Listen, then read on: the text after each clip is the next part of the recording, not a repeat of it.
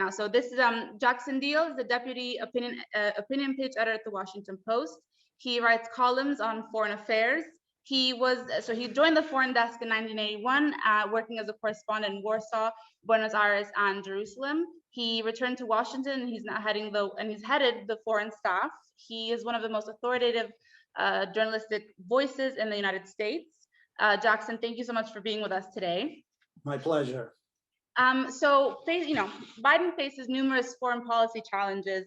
China and Russia, two of the most contentious and difficult issues, being among those. So since 2014, there's been no president that's been able to move Russian troops out of Ukraine. And the opposition leader, Alex Navalny, is in jail. How do you think the Biden administration will handle Russia differently from President Trump?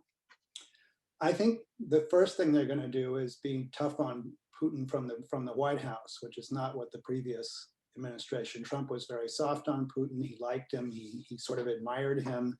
He's going to have a very different approach from Biden personally.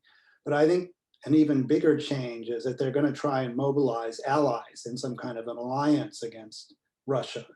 And it's going to be framed not just as anti-Russian, but as democracy versus authoritarianism.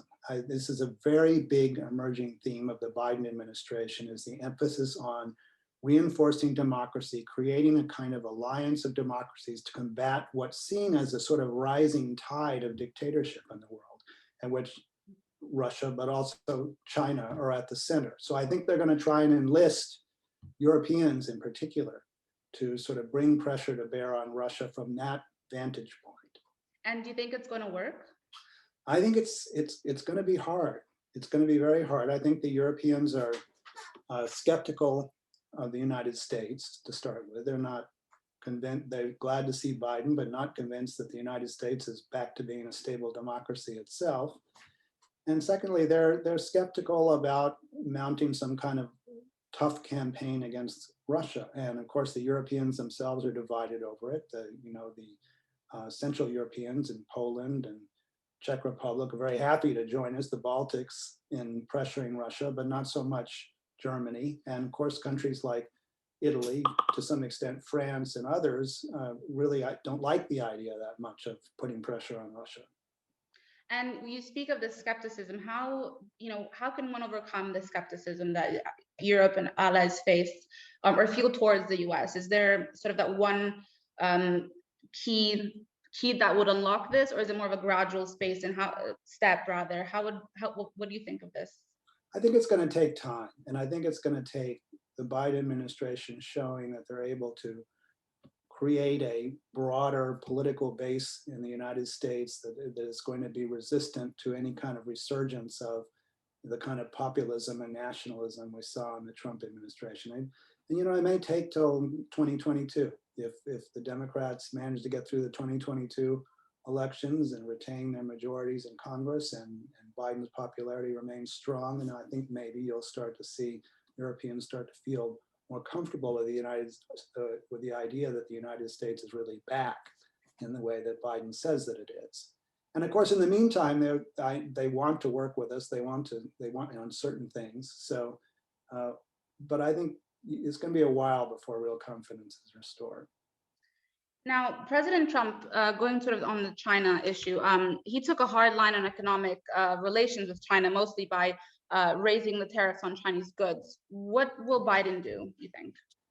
Well, interestingly, he hasn't done anything about the tariffs so far. I think he's intending to leave them there.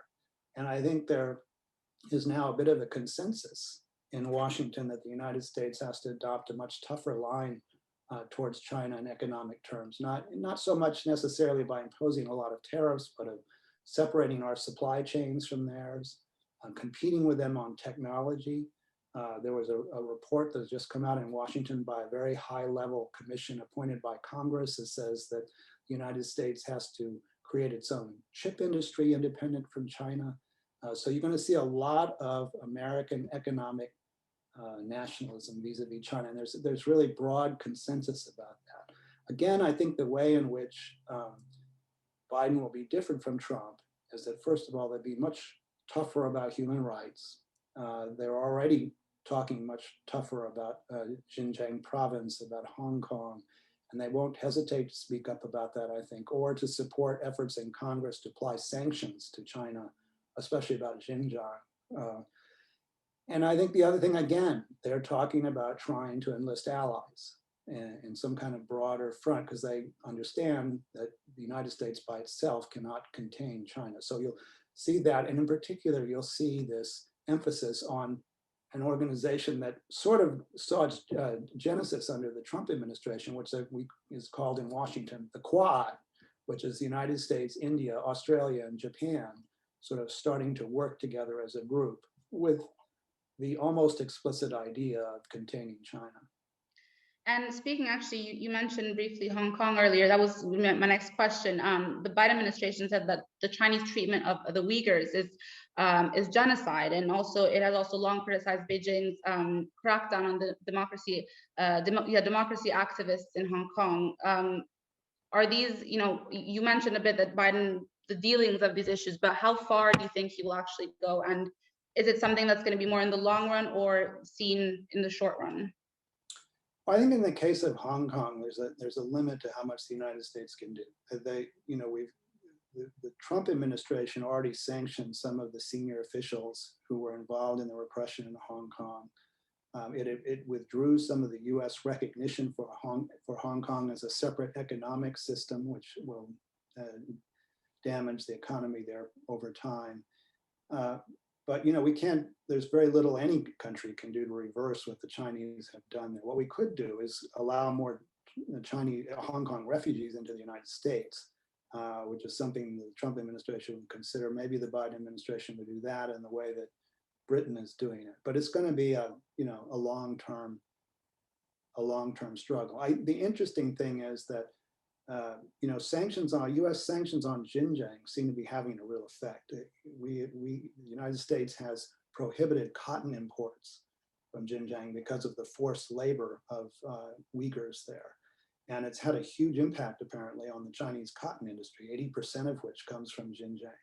So there's a move in Congress to basically ban almost all imports from Xinjiang province on the grounds that you can't know which ones are the result of forced labor. If that happens, it's going to have a big impact. I think, but I think we have lesser opportunity to have an impact on Hong Kong.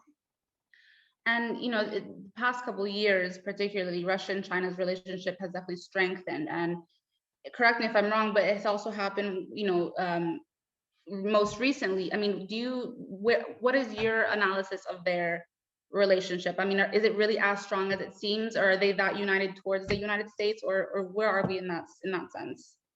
I think it's a limited cooperation. They just agreed apparently to create a base on the moon together. Yeah, exactly. I think when it comes to the United States, they're united ideologically in the sense that they are the China especially is advancing a new model of authoritarianism in the world. A high-tech kind of authoritarianism based on artificial intelligence, greater ability to control data about people. And I think they see themselves as advancing this kind of new model of human governance. The Russians, I don't know to what extent they really buy into that. It's more that they just like to make trouble for the democracies. Right. They like to undermine democracy wherever they see it. So the Chinese and the Russians are really in different places. The Russians no longer aspire to create an ideology for the world in the way that they did during the Cold War. It's now the Chinese really who are trying to do that. Interesting. Well, thank you very much, Jackson. Thank you. I really appreciate your time to being here with us and touching base as well. Perfect. We'll wrap it up there. We'll do all sorts of edits as well at the end. So thank you again. Thanks, Thanks so much. Have a good day. Bye.